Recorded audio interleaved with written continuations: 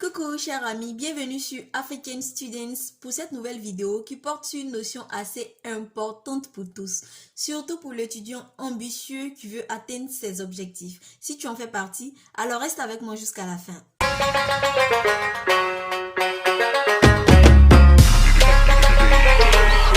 Le thème d'aujourd'hui porte sur la notion de la confiance en soi. Comment définissez-vous cette notion?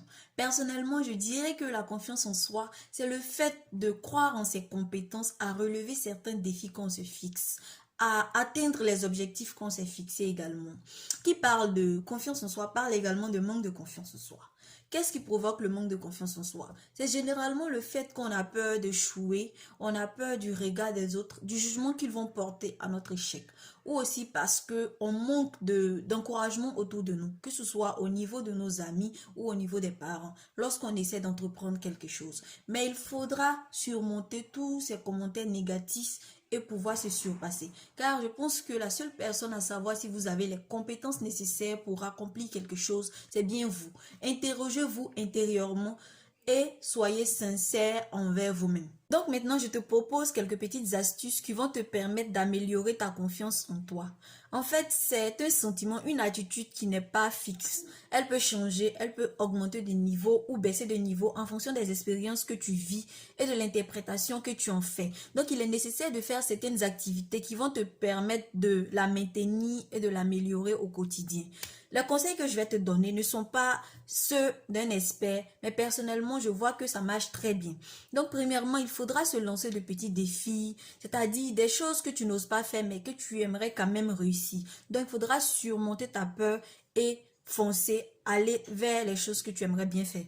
Maintenant, il faut éviter également de te comparer aux autres de manière déséquilibrée. C'est-à-dire faire des comparaisons dans des domaines dans lesquels tu sais que tu n'as pas les compétences requises.